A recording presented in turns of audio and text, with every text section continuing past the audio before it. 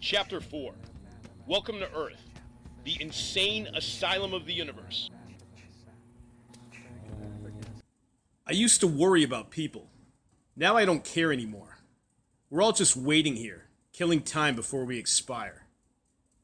Dixie slapped himself a few times to snap out of it. Yeah, that's the spirit, moron, he chided to himself as he walked. He had tried starting his car this morning, but the thing wouldn't even make a peep. With no ride available, he found himself playing with his backpack while on his way to meet Chili Sue at the Spoiled Sport. This time they were going to get some real work done. This time for real. Honest, Dixie said to himself. They had gone there last night, actually, to study. But after bumping into the Babayan brothers, they'd squandered the time talking about the spook sightings by Hadwin and Howe Street in downtown Kankankerville. 16 unaccounted robberies, including another stolen pie off of a windowsill. All reported within 1/2 hour. And then mulling over this, when he got home, Dixie had found this a perfect excuse for not studying for the exam. Unfortunately, even this whole morning was squandered. Instead of picking up his math book, Dixie couldn't resist reliving other scenes in his mind. He liked to call it meditating. His parents called it avoiding responsibility. Last night at the Spoiled Sport, Chili had been glummer than normal. After confessing to her how watching the animatronic singing dogs at the food court was the main reason why he still liked going to the Topo Gigio's amusement center, she suddenly started tearing up. Breaking down about the pressure her family was putting on her had been hard to watch. Supply and demand, my dad's saying to me, and he won't shut up, she had told him. As if it was all so simple. Supply and demand for things that people want in terms of some fix. Than things that's for their own good. I'm good at what I do. Trying to fix society is thankless work. And then her heavy-handedness had gotten worse once the Babayan brothers had left. What do you do when other people's choices rob you of the ideal? She asked him bluntly. Dixie could still see Chili's face in his mind, full of despair. As a social worker, she was not making the coin needed to get an affordable apartment in this booming market around them with the real estate going up. Rent increases had tripled in the last 3 years for some dumb reason again. And for that, Chili knew she couldn't ever move out of her house unless she got a higher paying degree or 2 more friends besides Dixie to help with rent. I already know what I want to do, she had reminded him. My dad dismisses me, Dixie. Like I'm a naive idiot. So self-righteous, his stupid grin while I try to explain it to him, while he picks up the nativity scene on the front lawn. It all feels like it's mocking me. It's almost April. Why do you guys leave that thing up for so long anyway? He remembered asking her. And then she had said something that really rocked that simpler view of the world of his. What if God gave you a talent that doesn't pay the bills? What then? He doesn't have an answer for that one.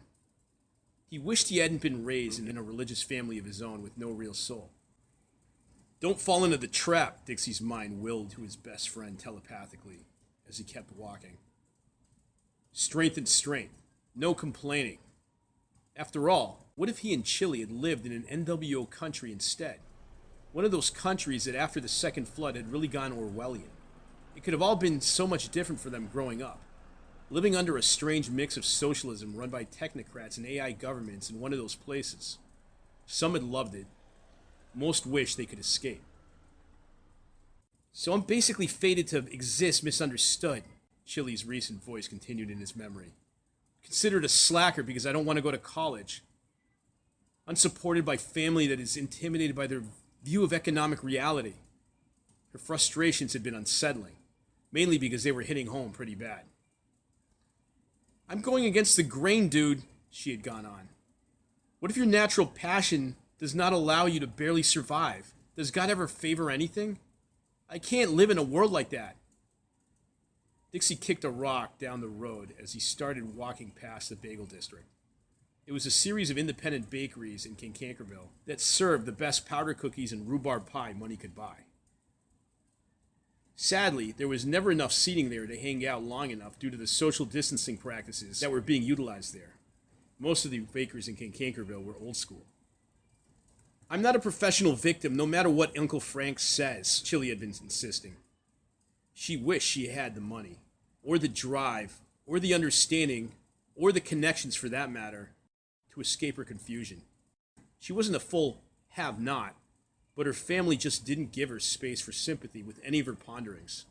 They just tried to get her to shape up and take her to a state-run therapist that had made things worse. And they said she whined too much and verbally beat her down for questioning reality. Dixie could relate to Chili so well, and right now it made him even glummer. All she really wanted to do was escape this life. If not this life, then at least this cycle. She would constantly ask him, does the universe even give a so-called have-not, or even a half-have-not, a chance? He agreed with everything his best friend was saying, but there was nothing he or her could do about it.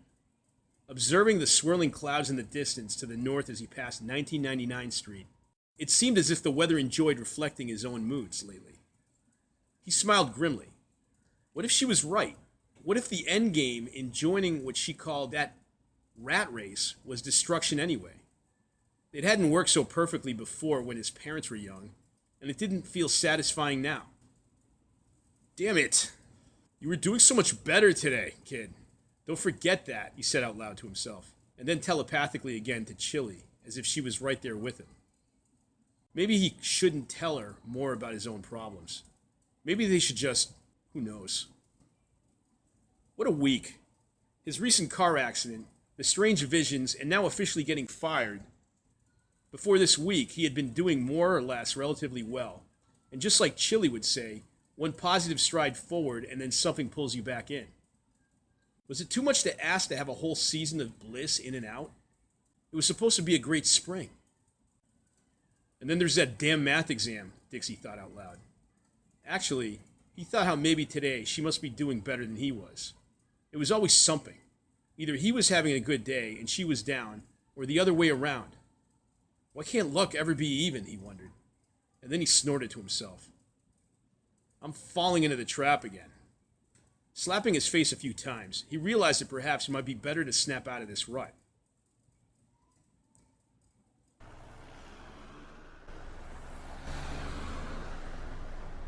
Dixie looked around the bleak atmosphere in Cankerville's skyline ahead as he continued to walk. It certainly did not cheer him up. This city truly did an amazing job pretending it was immune to the concerns of the rest of the world. Despite its superficiality, Cankerville's facade of pleasant-looking suburban neighborhoods around him, the occasional screams coming through a window, and the depressing heaviness in the air was a daily reminder that something just didn't sit right. A strange thought welled up in him. Could there ever have come a day where everyone on Earth could mutually experience a good day at the same damn time? As Dixie passed through a bagel district, he started thinking about his recent visions. Great, there's another concern, he grunted out loud. Just that morning, he had another, quote-unquote, vision, even though his head felt fine and he wasn't feeling dizzy or anything. Realizing how almost comical it was, so many things seemed discouraging, Dixie tried to remain optimistic. On his way towards Hope Cemetery, he found a tract of some sort on the ground with cartoons in it. As he browsed through it and grinned at the odd illustrations, he passed by the cemetery and wished he had a little more time to just go for a stroll through the tombstones like he would do whenever he had a free afternoon. He liked this cemetery the most. It was one of the few places he could find privacy from the daily grind. There was one particularly odd thing he liked to do there on occasion, and it always seemed to relax him. There's something very therapeutic about walking around like a zombie in a cemetery, he thought quietly to himself as he passed the graveyard. Thankfully, no one had ever seen him sneak in at night and revel in this strange predilection. Great, he added as he looked at his watch. Gonna be late again. The Spoiled Sport was a local cafe located on Dandervie Street, where a lot of students from the Torturia district in Cankerville liked to hang out. It was not one of those old-school shops with strict social distancing measures. Here, goofy guys like to watch sports and unsuccessfully try to pick up girls. With its free Wi-Fi, cheap drinks, and holographic video game arcade in the back room, the place was always packed. And due to the tiny surface area inside the cafe itself, seating there was so compact that Dixie described it as the only restaurant in the city with great coffee and where it was socially acceptable that your face was, quote-unquote, inches away from someone's ass.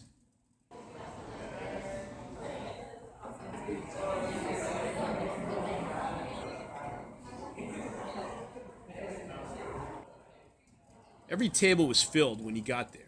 either because of some loner taking up the whole table, or some other goober wearing giant headphones and listening to music on their computer even though there was always a live performer, or because of a group sitting around a table and looking into the hollow depths of their gyrotar smartphones. Luckily, Dixie and Chili Sue found a booth and they settled into their typical banter for a few minutes. "What's that you got in your hand?" she asked him. "I think it's a chick track," he replied as he showed her the comic he found and displayed to her its title. "God's in Control," it says. Sure. Dixie shrugged as he left the track on the cushion of his seat for some other person to do something with it. Not in this place, he's not. "Please don't bring up my dad right now," said Chili. "Hey, I agree with you," said Dixie. "If there was a God, how come he's forsaken this entire wasteland?" "Jeremiah 9:23, said a man walking by their booth with a thumbs up. "Great.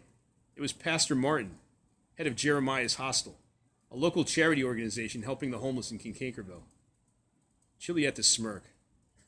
"You really do have bad timing." They continued to engage in banter before Dixie remembered his main purpose here and searched his backpack frantically. "Oh shoot, I forgot it," he yelled loudly. "You let yourself be willfully oblivious," Chili noted. "Don't act like you didn't try to check to see if it was there when you left." Launching himself from his seat, Dixie practically ran towards the door. "Wait!" Chili Sue yelled after him. Dixie froze mid-run, his hand on the back of someone's chair, his waist caught between two others.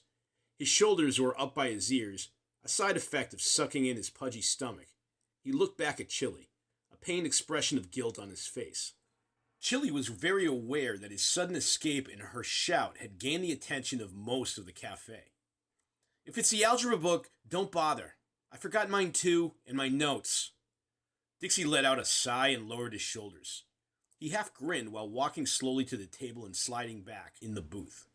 The restaurant patrons resumed their own entertainment. "We're gonna fail." Dixie looked across at Chili Sue, who was trying to pay a lot of attention to the menu. "Well, we're not gonna win any most likely to be a mathematician awards," Chili said without looking up. "I just don't have it in me right now to feel guilty. Look, new menu design." Dixie stared at the menu for a moment but didn't read anything. "I wonder if it's possible for yearbooks to issue apologies," he said after a while. "What do you mean?" asked Chili. "And what does that have to do with anything?" "You know," said Dixie, "after somebody who was voted most likely to succeed turns out to be a tyrannical psychopath, like Rasputin or Genghis Khan." "Where do you come up with this stuff?" asked Chili, shaking her head at the menu. A few wisps of hair fell down from her bangs, obscuring her eyes from view. "Think about it for a minute," said Dixie. "High school yearbooks back then. If the committee had voted Stalin or Hitler as most likely to succeed, and they picked either of them, and then after World War II, they were like, oh shit, we got to reprint our old high school yearbooks because we don't want to be hounded out as National Socialists or commies or something." "You always say pretty odd stuff, but lately it's been getting really weird." Chili glanced up through her curtain of hair. She was about to ask Dixie more about his visions he had been having, but at that moment, a young man's voice called out from across the cafe. "Hey, Dixie." It was Guffin Postlethwaite. He stood in the doorway of the cafe with a giant smile painted on his face. Behind him was Steve Pistol and Stacy Grimm, classmates of theirs since high school. Guffin also happened to be in Professor Existi's algebra class at Torturia Community College. Dixie groaned. Guffin had been bothering Dixie to join an online league for some sports game that he couldn't care less about, and Stacy only ever felt like talking if it had to do with selling her new agey essential oils product. It wouldn't have been a big deal had it not been for the fact that he mistook her friendliness to sell oils as sincere flirtation. The three shuffled into the cafe, approaching the booth. Dixie and Chili glanced at each other and rolled their eyes as more and more people packed into the cafe until the place felt like it was an overpopulated rock concert taking place in a submarine. "Mind if we sit?" Guffin asked, but the gestures on his face seemed to request more out of desperation, that there was nowhere else to sit, and sit with them out of enjoyment. He didn't wait for an answer as he slid in next to Chili Sue, who looked annoyed. "What are you guys up to?" Chili asked politely, although part of her hated feeling like such a pretentious twit herself. We were about to order, Stacy said. And then I guess homework. Actually, we were ignoring the fact we have the algebra exam Friday, Dixie supplied cautiously. More and more people packed into the spoiled sport. The air in here was starting to get so thick that the actual acoustics of this place were starting to bounce off the walls. Or maybe it was Dixie's own head, swimming and playing tricks on him. He felt a sudden anxiety attack. His ears felt hollow. A quick blink of the eyes and a flash of some guys all of a sudden fighting against these strange rock-like blobs, and he came back to consciousness. Again? Dixie could hear Guffin saying to him, even though Guffin seemed indifferent to whatever pale facial expression Dixie might have had on his face for the moment. Chili grimaced. You're always about to bomb your math exams, Guffin went on. Just to know the class. Well, replied Chili Sue looking directly at Guffin, are you ready for it? Absolutely not, he replied with a shrug. But when the hell am I going to use math? I'm majoring in ice hockey history studies. That's a sanctioned major? Asked Dixie. I had no idea. Guffin appeared to love his major and went on to talk about several projects he had been working on with a local blade manufacturing firm for an internship, despite the fact Chili and Dixie had not asked him any questions about it. Unpaid internship, of course. It was nice to hear how happy he was about how things were going for him, though. But Guffin's flaunting about his success was somewhat cavalier in comparison to Dixie's current job problems. Apparently, word about Dixie getting fired had spread around fast. Chili rubbed her face. Wasn't it you that was looking for reasonable rent? Guffin went on to remind her. You guys just gotta look harder. There's jobs out there if you like. Yeah, like yours, I guess, muttered Dixie. Okay, so you make blades all day. That's awesome, he said sarcastically. My older brother's best advice to me. Do what you like and follow that and get paid, Guffin replied. But you want to be a pro hockey player, Dixie considered. Coach, Guffin corrected him. Let's be realistic. Well, my cousin Denny's been studying economic trends for his thesis, Dixie considered slowly. What's your point? Asked Guffin. Well, it seems the job market's saturated, Dixie reasoned. So is everything else if you haven't noticed. What if you can't get on a pro hockey team? Or teach? Guffin suddenly drew a blank stare with a temporary look of disillusionment, as if the idea had never really occurred to him before. It was plain that Dixie had brought up a touchy subject. I'm sorry, man, said Dixie. Didn't mean to make it. What the hell are you talking about? Guffin cut him off. Anyway, lighten up. Dixie would have laughed at the whole irony of it all, had his head not suddenly blinked a few times with another strange vision in his brain. Hallucination, really, but he was afraid to show any emotion. Suddenly, it sounded like the room was underwater.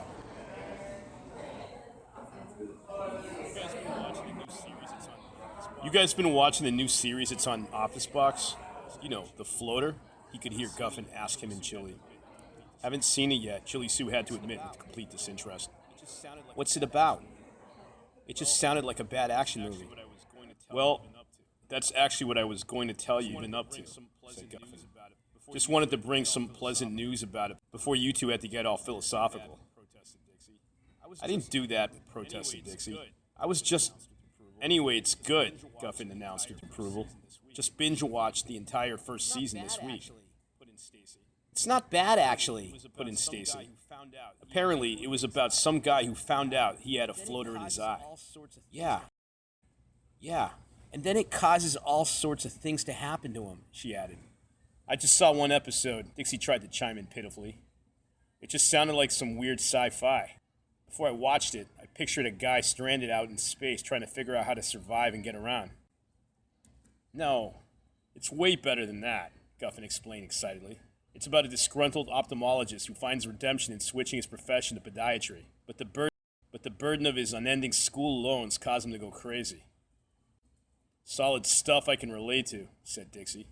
Hope that doesn't happen to me. He made a gesture to Guffin not to bring up school loans as he nodded towards Chili. God damn it, everything triggers you guys, Guffin replied rather callously. Relax a bit, will you? You go to a community college and not med school, Stacy reminded Guffin. As Dixie and Chili grew more uncomfortable, Stacy and Guffin started babbling on to each other about the current crisis again in higher education. My mom was even saying it, Stacy went on. Could you imagine near Civil War again, where everybody with massive loans started attacking everybody lucky enough not getting suckered into college again? Chili stared anxiously out the window. Why didn't her and Dixie just go to the woods today? She could hear Guffin snort. Yeah, would you really want to live to see stuff like that again? Unfortunately, the idea of reality combined with the upcoming exam triggered stress in Chili's mind. And right now, she wasn't feeling that inner strength. That show sounds stupid. I'm too busy to watch it anyways, Chili Sue replied disgruntled after a while, gesturing to excuse herself and causing Guffin to grin. Whoa, Ice Queen. I thought you liked thinking about stuff like this. Didn't mean to disturb you. Guffin raised his hands to his chest, fingers outstretched, looking like he was shielding himself from her gaze. Steve sat by, ignoring the whole situation. He had been on his Gyrotar smartphone the entire time. Chili said nothing, but the scene was getting awkward. Don't worry. Relax. We'll get going, Guffin said, breaking the silence. Whatever. We just wanted the table, he confessed with a laugh. The three of them got up from the booth and headed outside. As Guffin opened the door, he stopped and pointed back at Chili and Dixie. See you guys later. Watch the damn series. Well, that's great, Dixie chuckled. You scared them off. They're not so bad. Come on, you don't really like them. You're just saying that because you still want to believe Stacy actually likes you, Chili pointed out. She's just trying to sell those bottles of oil. Besides, Guffin's always spaced out. Sometimes I wish I was as big an airhead as him. That's the most maddening part, said Dixie.